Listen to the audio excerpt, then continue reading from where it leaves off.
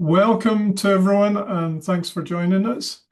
Welcome from a very soggy Scotland at the moment. I hope it's bright and sunny where you are. I hope you've had a good lunch, or while we're talking, you can maybe have some healthy food.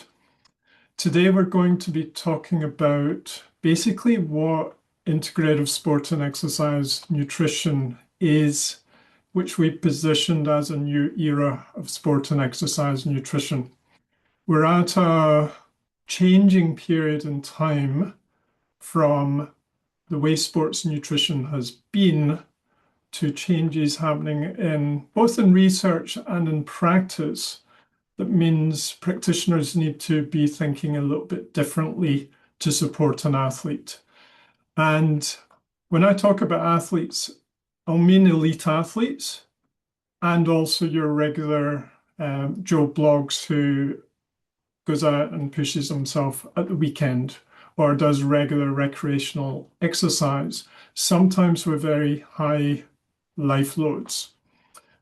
All of these people are under a lot of physiological stress and need to be supported.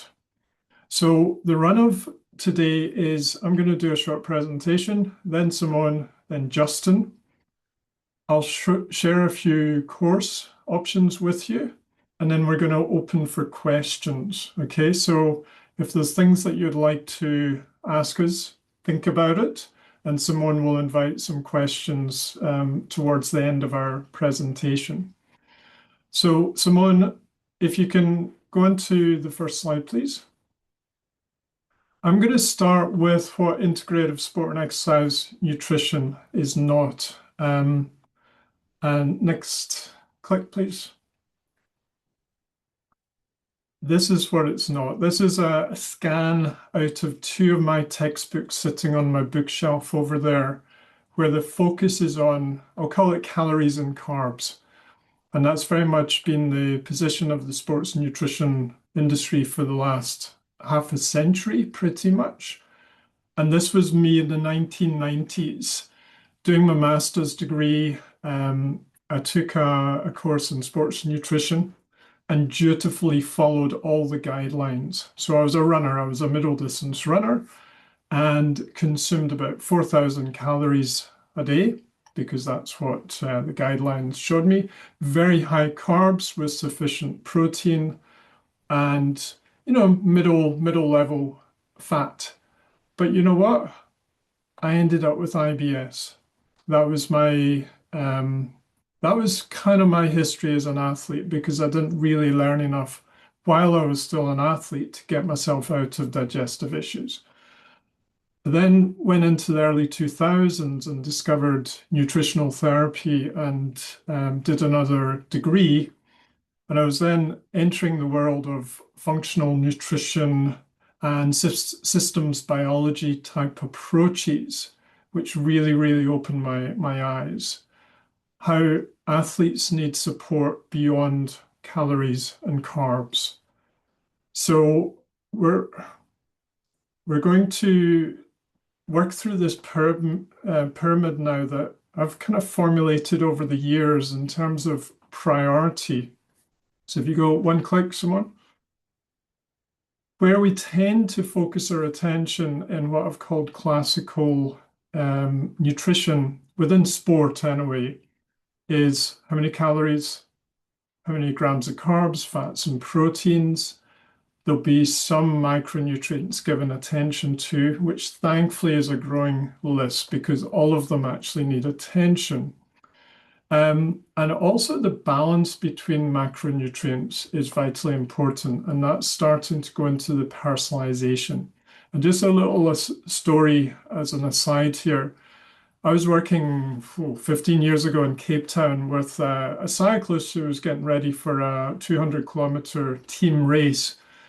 And I figured out quite early on he was a very good fat metabolizer, but if he looked at a piece of bread, he'd put on weight. So I jokingly said to him, I think you'd almost like do really well in a full English breakfast before a long ride. And he was Afrikaans and he didn't pick up my kind of subtle Scottish humor there.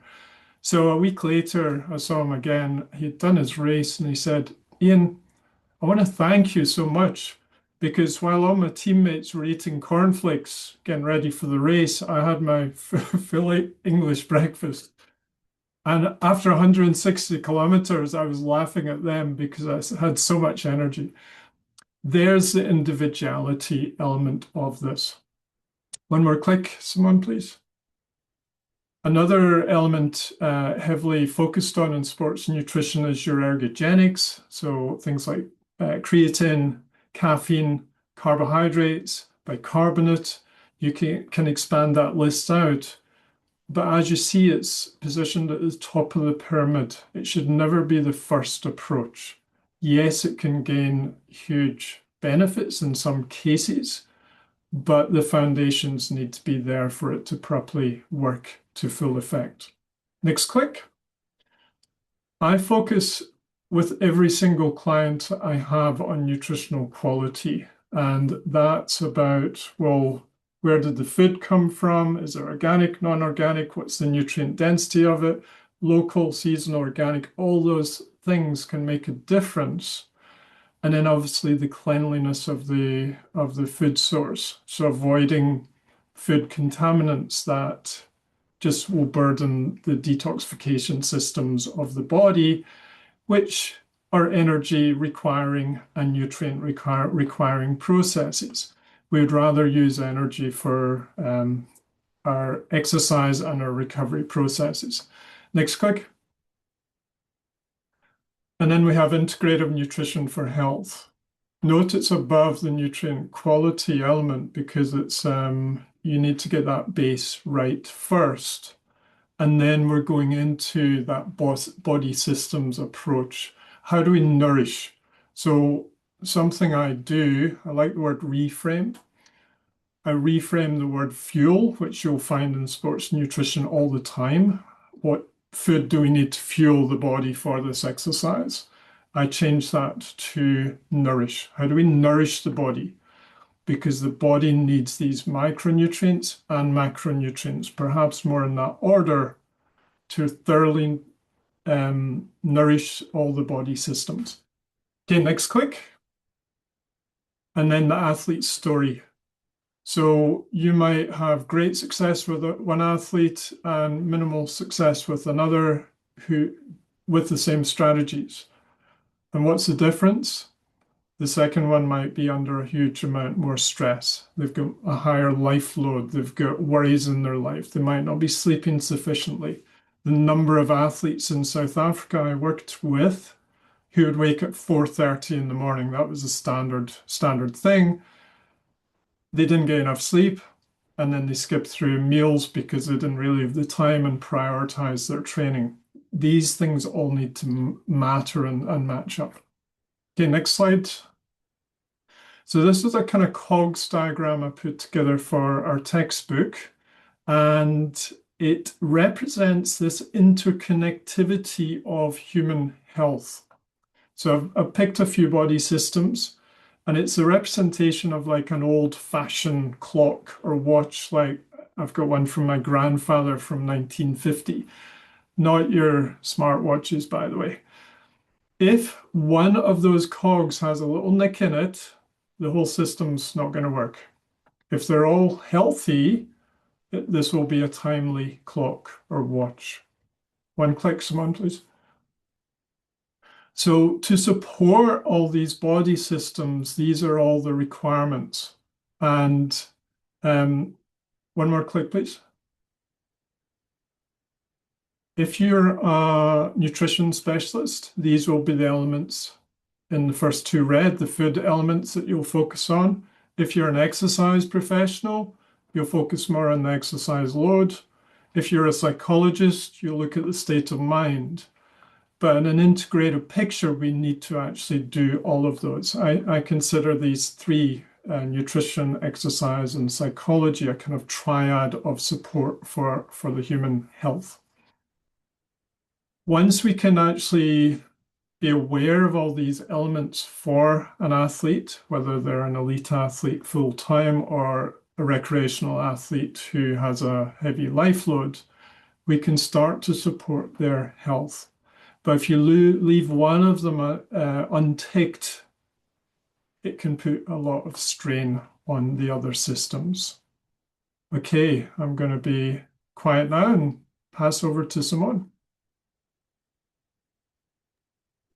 Thank you, Ian. So I'm Simone. I am the course coordinator at CISN, and I've been working with CISN since 2018. And I did a degree at Glasgow Uni. It was a 5-year integrated master's, so very academic focused. And when I graduated from that degree in nutrition and sports science, I was full of confidence. I thought I was ready to start seeing clients. I was really eager to start seeing clients and helping them with their performance. But within the first few months of working with clients, I quickly realized that I was a fish out of water, hence this image on the screen. And I really felt like something fundamental was missing. So many of my early clients were dedicated athletes, so gym goers, to powerlifters, to team sport players, to runners, cyclists, and so on. And on paper, they were doing everything right. So they followed the standard micronutrient guidelines. I recommended them. They were timing their carbohydrates around training. They used supplements that I was recommending. So they were doing everything right on paper, but their results were inconsistent, basically. So I noticed that some were really struggling with persistent fatigue, for example, frequent injuries, poor recovery, just unexplained performance plateaus, and then just generally like low energy with that no amount of carb loading could fix. Also a lot of digestive issues, frequent colds, and so on. So I started noticing that a lot of them were dealing with underlying health issues, or even suboptimal daily behaviors that they weren't even fully aware of, some of them. So for example, a lot of poor sleep patterns, chronic low-grade inflammation, poor blood sugar dysregulation, very high stress loads, and that's a big one, or even certain micronutrient gaps that your conventional sports nutrition doesn't really address. So although the conventional sports nutrition and my learning from the degree is really valuable, I often felt like I was just helping them at a superficial level, rather than understanding the whole person and going a little bit deeper. So that realization was both humbling and exciting. And that's what pushed me to explore a more integrative approach. And that's when I contacted Ian, because I was looking to, at that time, to relocate to South Africa, where Ian was based at the time. And I was doing some research, and I found Ian, and yeah, really, he's been my mentor since 2018. So I've learned a lot from him. And the integrative sports nutrition approach, as Ian mentioned, it looks at the athlete as a complex and interconnected system. So it's not just a machine that needs fuel and recovery protocols. And although the standard guidelines always say this, they are excellent starting points, and they're grounded in solid research, which we need, and it can work well for many people in many contexts. They can be quite simplistic when they are applied rigidly to athletes who are real human beings living real lives. And yeah, the integrative approach, as I've mentioned, it looks at the connections between different body systems instead of treating them in isolation. A standard example would be an athlete presenting with exercise-induced gut distress. So if I have an athlete like that, I start thinking about all the different other body systems that are interlinked with the gut. So for example, their immune system, and that can lead to deeper questions to get the full picture. So that's why I think the integrative approach, it gives us a greater understanding of the athlete as a whole person.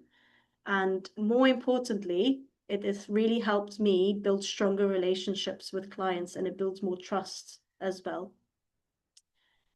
And what I really like about the integrative approach is it also provides frameworks and tools to help understand the client's story, like Ian mentioned when he just presented. And it does encourage us to ask those deeper questions. So, for example, what are their stress load like? How is their gut health? Any signs of hormonal dysregulation? Their genetics, their environment, their training history, their daily habits, and how they kind of interact with each other as well. So as we start moving away from generic templates to more personalized strategies. Now, applying research. So despite my strong academic background, I realized that I started to really struggle to translate and contextualize research into practical and individualized support. So yeah, I could quote studies confidently, but actually applying that information to a specific client did require a different level of thinking. And this is where integrative thinking becomes essential, in my opinion. It really honors the concept of individuality, where each athlete is genetically unique, their microbiome is unique, their life circumstances, their training demands, and even their nervous system responses are unique. Now, as I embraced this approach over the years, it has really benefited me as a practitioner. So my client work not only became more effective, it became more rewarding and more fun as well. So I moved away from feeling like I was missing pieces of a puzzle to having a much richer toolkit. And an example, a powerful example I bring into my work now is the gut muscle axis. So that's the bidirectional link between our gut and our gut microbiota with a muscle function and muscle health. And we know that from standard research, we need mechanical tension, we need progressive overload, we need enough protein to support muscle protein synthesis that would drive the hypertrophy response. But in practice, I see many clients struggle even though they are implementing this standard advice. And I realize that the gut plays a big role. Now, the research looking at the gut muscle axis is still very hypothesis driven, and it's based on a lot of animal models. So I hope to see more human studies in the future, but it is very promising. Because if you look at an integrative lens, if an athlete presents with compromised gut integrity, so there's intestinal permeability, or there's gut dysbiosis, so an imbalance between the good and the bad bacteria, there are several things that could potentially happen. So, for example, if we're thinking about muscle hypertrophy or muscle adaptation, if gut health is compromised, that could potentially compromise the bioavailability of the amino acids from the protein that we consume. Also, we know there are certain bacteria in the gut that we need to produce certain micronutrients, like folate, for example, which is an important cofactor in the Krebs cycle to produce ATP. So if an athlete is really struggling with their energy levels, that could potentially affect their training intensity, which in turn could affect their adaptation and muscle hypertrophy response. So I really enjoy looking at all of these pathophysiological mechanisms, and working with an athlete. Gut health is always a key focus when we're looking at a more integrative approach, because it does interlink with many body systems. Okay, I'll now pass it on to you, Justin. Thanks, Simone. Can you just give me a thumbs up? You can hear me okay? Brilliant. Okay. Hi, everyone. Nice to see you all. My name's Justin Roberts. I've recently joined the team, although I've known Ian, I don't know how long, too long maybe, but it's Ian's always had this kind of thinking that's been maybe ahead of his time, but it's now, I think, the right time to be kind of really talking about integrative nutrition. So just a very quick journey through my life. Whilst I'm an academic by trade, I'm also a nutritional therapist. But my journey started on the left-hand side of this slide, where I became a personal trainer after my first degree.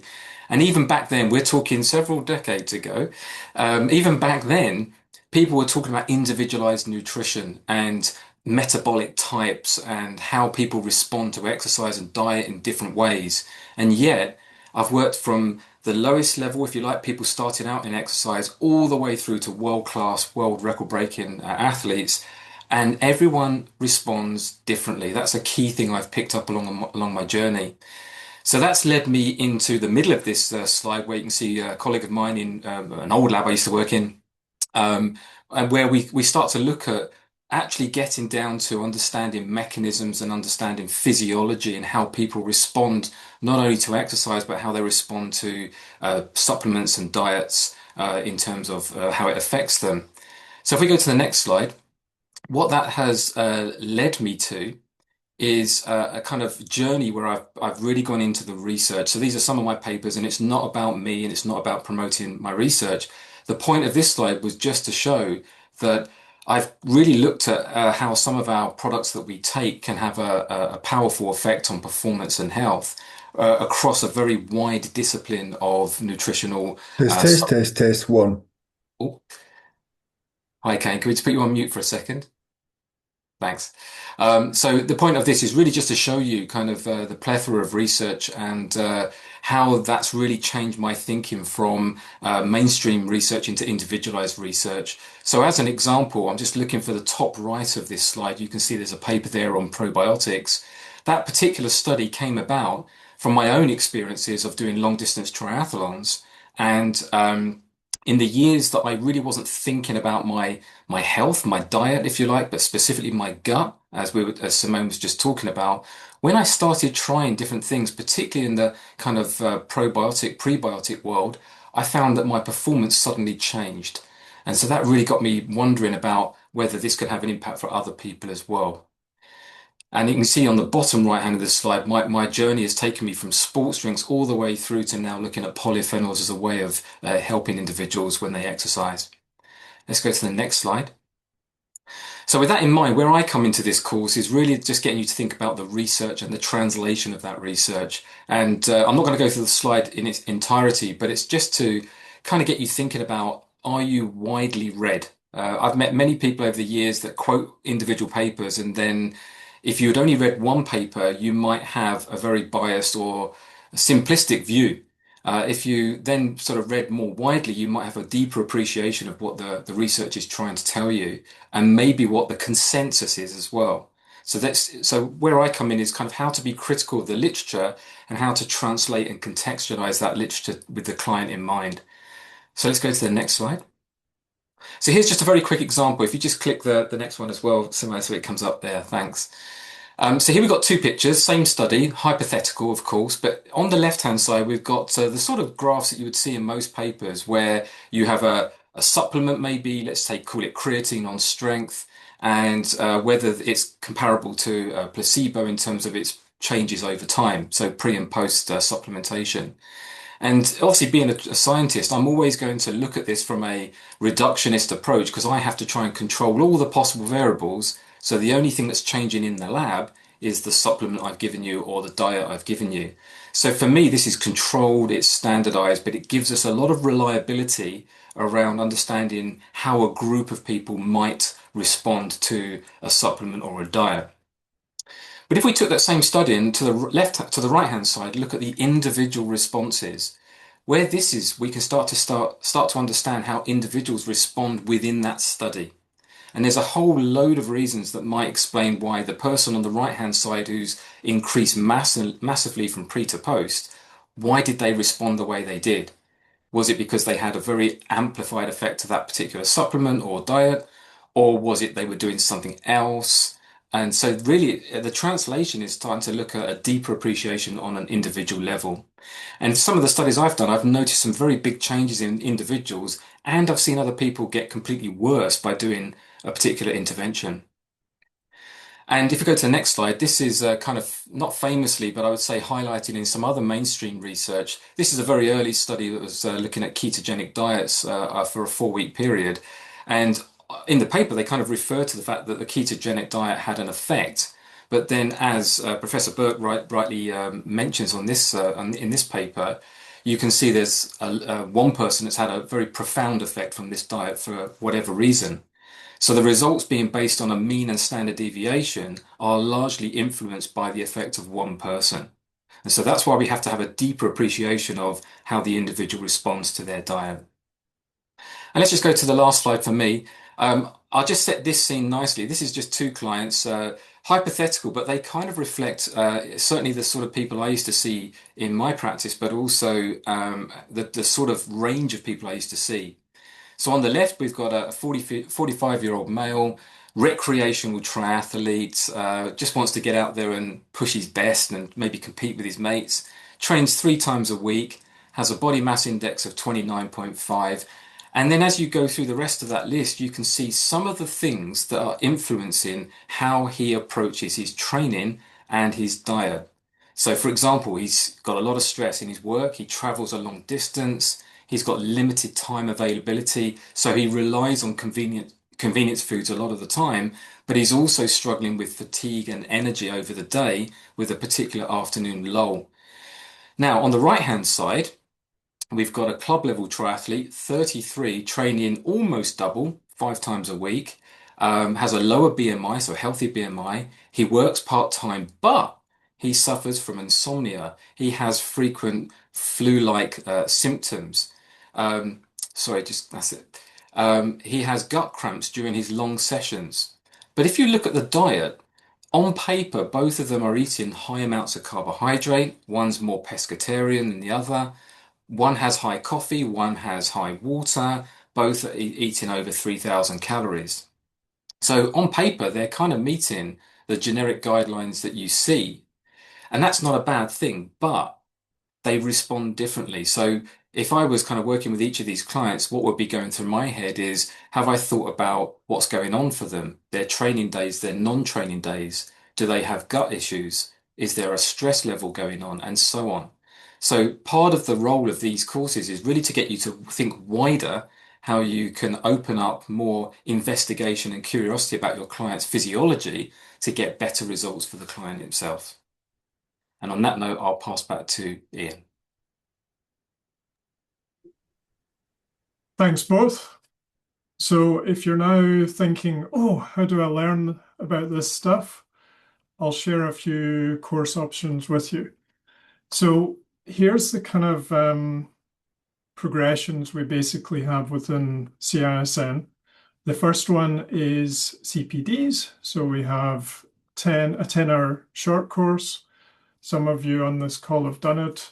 We've got 20-hour specialty modules, all looking at different topics from gastrointestinal health, mitochondria, hypertrophy, ergogenics, female health, etc.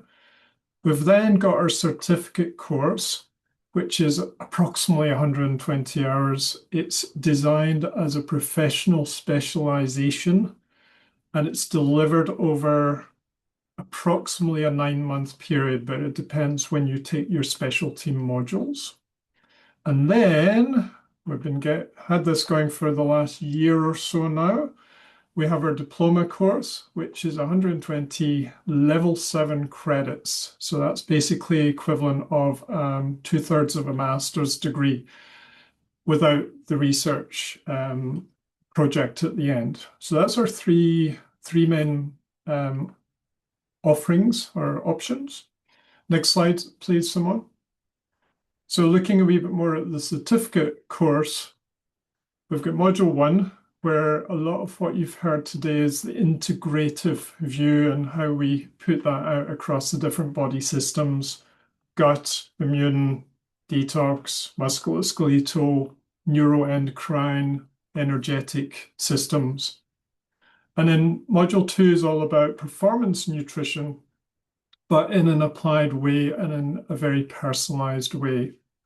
And then for the certificate, you'd then choose 2 of the specialty modules. And some people want to do more than 2, so they get a alumni discount to do extra for CPDs. Next slide, please. Then we've got the diploma. And you can see that apart from the bottom two arrows, it's a very similar structure. It's the same module 1, it's the same module 2, it's the same specialty units, but it's more difficult assignments. It's more work during the modules, all set to that postgraduate standard. And you choose 4 of the specialty modules. So we've put down what we've got right now. The health span is kind of in the works, and then we plan to continually add more topics as they become, as we see the importance of them. Module 7 is one we've just started, and there's a couple of people on the call that's doing that currently, mentoring and case studies. So the big thing about all of our courses is practitioner development. It's not to send you away with a bunch of theory. It's like Simone's journey that she shared with you. It's through practice and learning and more practice and looking at more cases that she's become the amazing practitioner she is at the moment.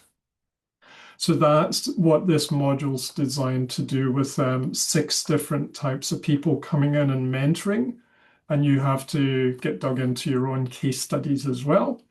And then Justin heads up the capstone research project, and that's very much an applied journey through research, translating research, but also bringing in the practitioner's perspective, which I think is quite a unique touch. Okay, next slide. And then these are just contact details. We're quite active on certain social medias, so please come and follow us and also interact with us. We like conversations. We want to share information and are very open and friendly to questions. So come and pose some things to us. So with that, I'm going to open up. Let's get some questions going. Let's get some discussion going. So this is the point, just like new students on our course, I always ask, well, why are you here? What brought you here? What question in your mind do you want to answer? Okay, so now's your opportunity. Okay, you can drop the share, Simone, thank you. And while we wait for questions, we've got Rachel, who's one of our diploma students. Rachel, would you like to come on and share your experience with people? Yeah, I'm happy to do that, Ian. Is there anything specific you want me to share, or? Just you're a really experienced practitioner, so just your experience of doing the course and what it's helping you do as a practitioner. If I think back to what drew me to the course in the first place, I've worked with sports clients over the years, but I always felt like there was something missing in my knowledge. So I kind of was always looking for a course that would just give me that extra knowledge in supporting sports clients, but I never found that course. So when you announced that you were doing the diploma, I just jumped at the chance and just thought that's exactly the course that I've been wanting, but it didn't exist. So I started not last October, the October before. And yeah, I mean, I can't speak highly enough of the course. It's exceeded my expectations.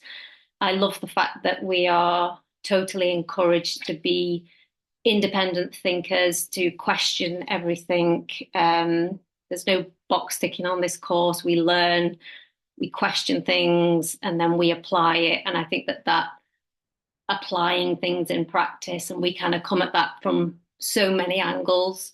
We are encouraged to kind of apply it individually. We work together on cases as groups. So we have that group application. And I think that's been a massive positive of the course as well, is that the group of people that I've met over the duration of the course has just been so diverse. People from all over the world, people from so many different backgrounds. We've got doctors, pharmacists, chiropractors, nutritional therapists, researchers, elite athletes, and I always come away from a session having learnt so many different ways of thinking about something. I think my mind has just been opened like massively during the course. Always just, we're always questioning. The context is so important. We look at research and then we ask, yeah, but is it right for this athlete in this context? And we look at all those integrative aspects. And yeah, I can't not mention the support. There's Ian, Simone, Justin, all of the teachers on the course. So the support is amazing as well. So yeah, that's kind of my experience. I'm kind of a bit more than halfway through. But yeah, I don't want it to end.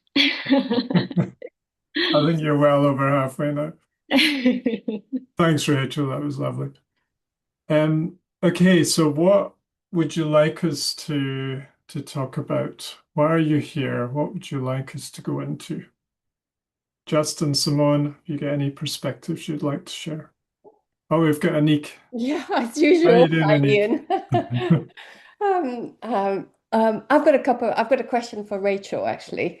Have you you mentioned obviously everything you got from the diploma. How are you applying this in your practice? How are you finding this has changed the way you do things? Because I think you come from also a nutritional therapy background. Is that right? Yes. Yeah, my background is nutritional therapy. So I'm still doing nutritional therapy, but taking on more sports clients. I think before I did the course, I wanted to take on more sports clients, but I didn't have the confidence. So this has given me the confidence to take on more sports clients and to work with more sports clients. But I think beyond that, it's just it's really changed the way I think as well. Just constantly questioning everything, and just I think also that kind of N=1 perspective as well, just sort of really thinking about that, that we're encouraged to do that as nutritional therapists, but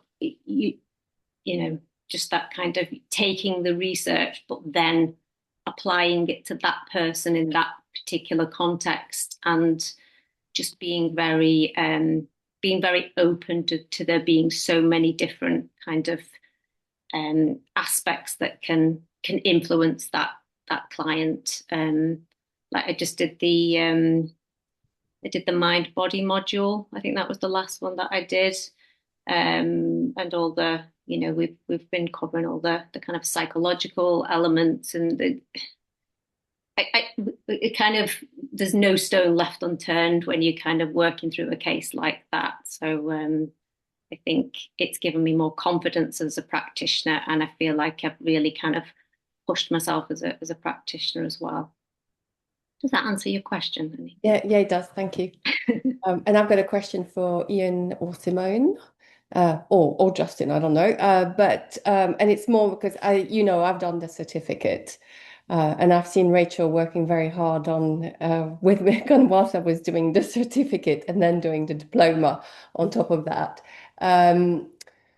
So what do you think the difference is? What does it give you more as a diploma? And I don't mean in terms of the qualification, of having the name, but how would you feel that it would develop you further as a practitioner? And what would be a path for somebody having done the certificate?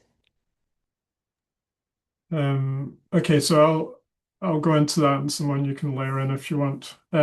Yeah, we've made it very clear to certificate participants that there's an upgrade process, because a lot of people don't want to commit to such a big program right from the start. So basically, the diploma assignments are bigger.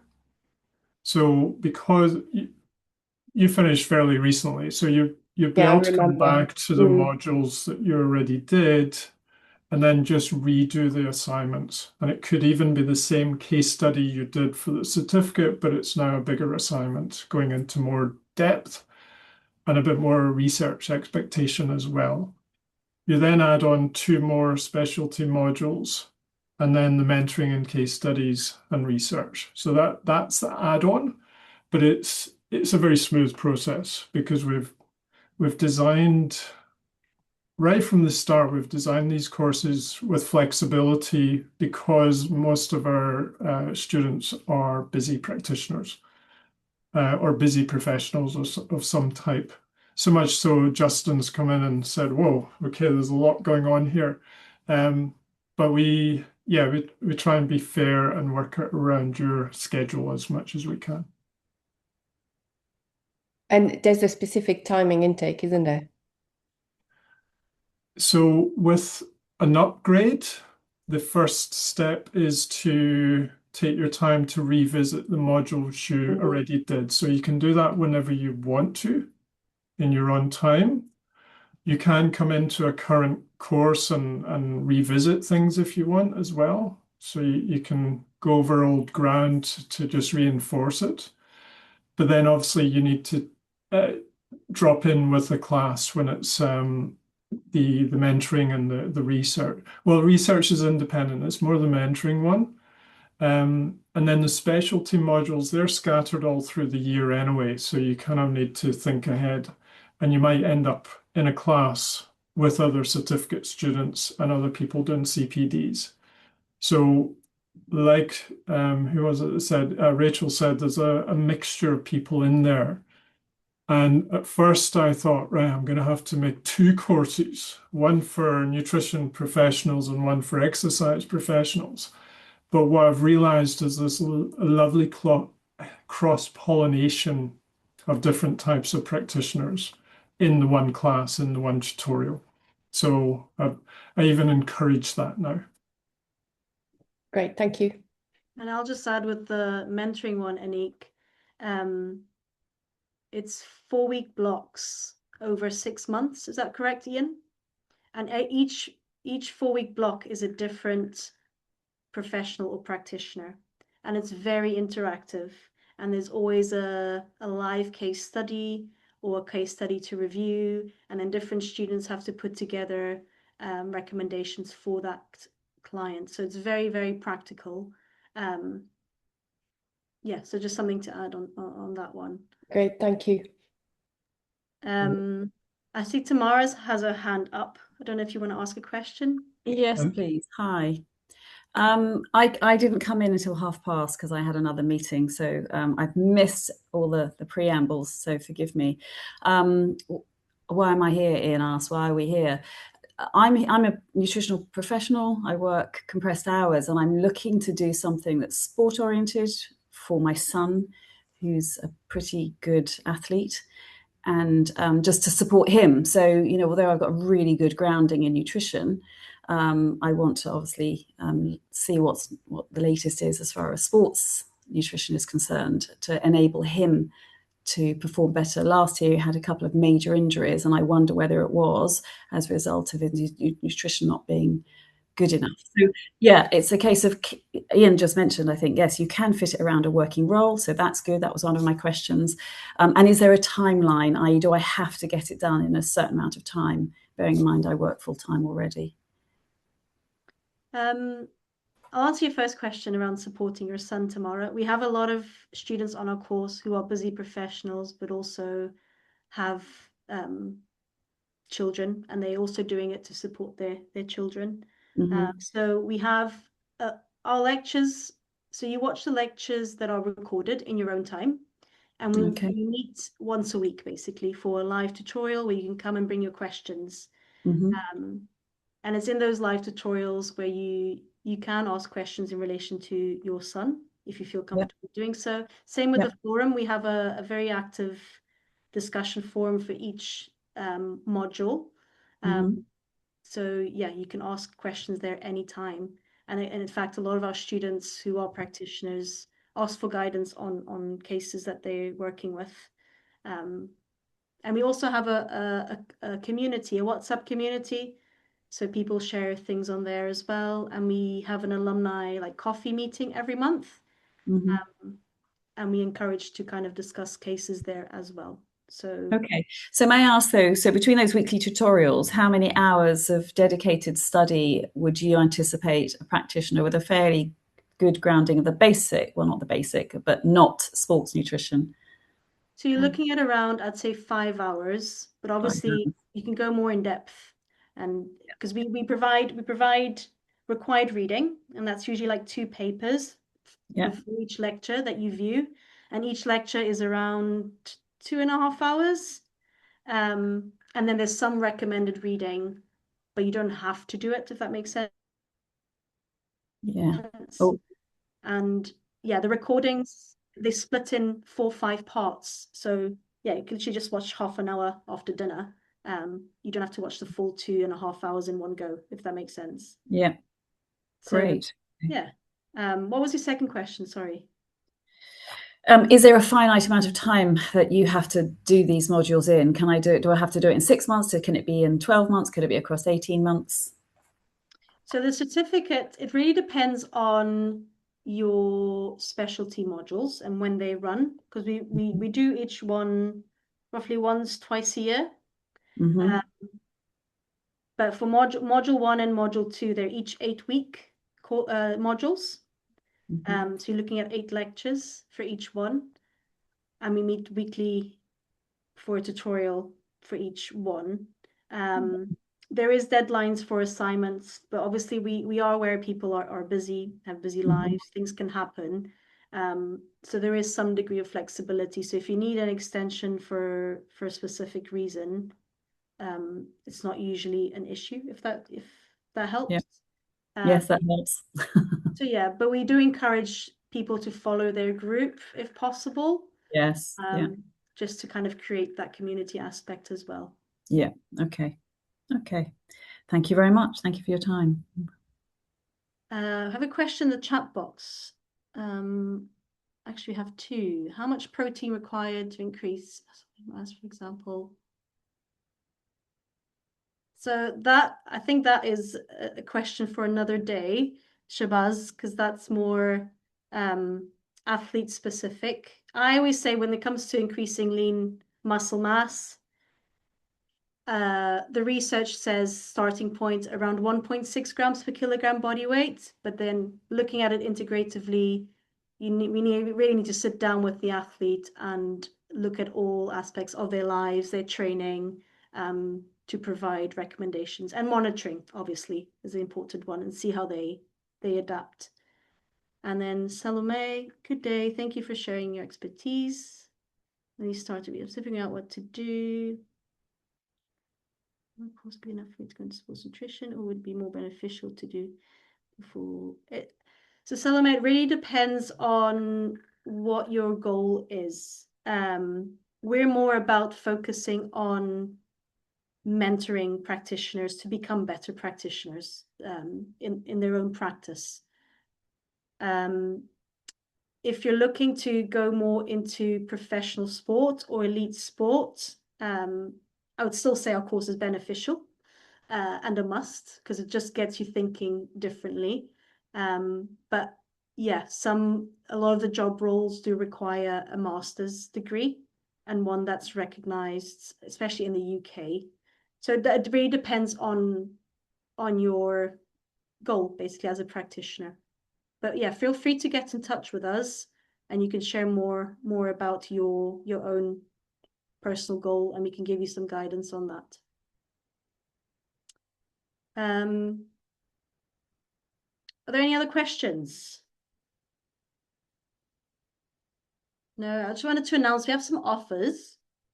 Don't know if you've seen in the newsletter that Ian recently shared. If you sign up for a certificate or diploma, we are giving away a free specialty module. So for the certificate, you obviously do 2, and for the diploma, you do 4. So we're offering a 3rd one for the certificate for free, and we're offering a 5th one for the diploma as a freebie. And then also we're starting our gastrointestinal health in athletes module on the 27th of May, so in a week's time. and Justin's in that module. And just as a thank you for attending the webinar, we are giving a 10% discount for that module. Now, both these offers, we are putting a 24-hour limit on them. So if you are interested, do get in touch. Just to add in, the next certificate and diploma start a week tomorrow. So that's why we've kind of put the extra specialty module free as a week before when the actual course starts. Okay. How much is the GI module with 10% off, Ian? So 249 minus £25, so 224. 224. And what time is it? It's a 4-week module, so 1 month, and we meet weekly on a Wednesday at 1 o'clock, and it's an hour for each tutorial. And yeah, Ian shared my podcast episode on hypertrophy. Yeah, that will give some good insights for you, Shabazz. Any other questions? I was going to say to Justin, do you want to share anything about the GI module, your sort of perspectives? I don't know, crack it on the spot. Yeah, well, what was going through my head there is, so what people may not know is over the last 3 years, Ian and I have been working, and Simone have been working on a new textbook, which if you go to the website, you'll be able to see a link to the textbook. It's the first of its kind, which really talks about integrative nutrition in a sports nutrition context. So within that, we talk very heavily about the gut and how different factors affecting the individual can have a role to play. So yeah, I mean that's a good starting point. Maybe look at the gut chapter in that textbook. But in terms of the webinar, yeah, we kind of start with things like looking at why people get GI distress, and this term endotoxemia is thrown around left, right, and center. But what exactly is it, and how does it have a role to play? And then some of the kind of nutritional strategies that you can use with clients to improve or at least support them in terms of gut support. Cool. Thank you, Justin. Shabazz, you added here in the chat, do you mind just reframing that question?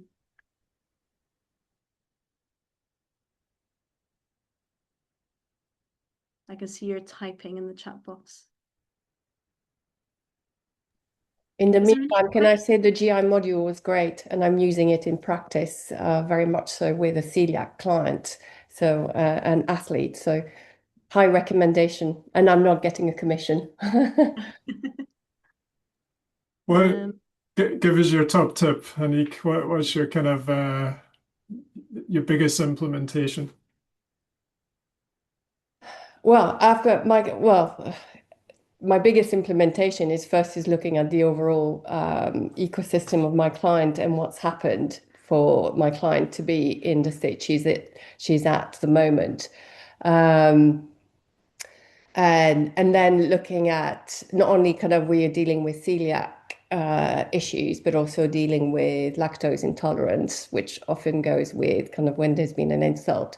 And then you overlay that with what we learned in the gut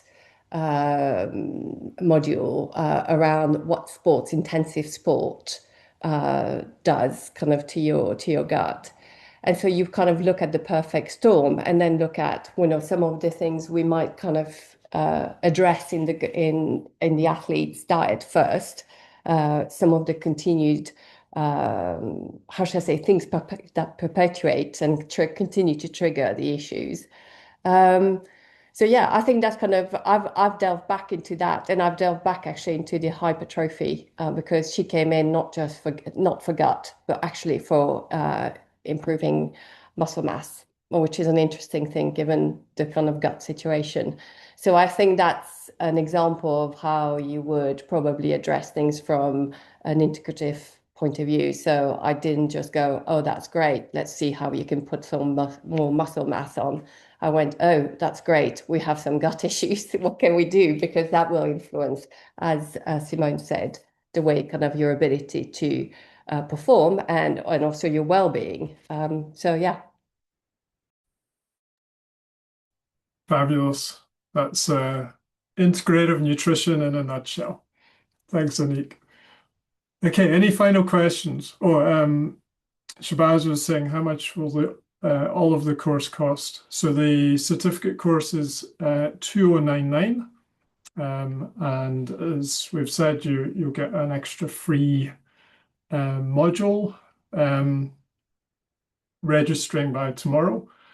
The other thing to say is we've got a payment plan both for the certificate and the diploma, because they are big chunks of money to lay out in one go. So you can pay the certificate over 1 year, and you can pay the diploma over 1 or 2 years. Okay, right, we finished. Gone.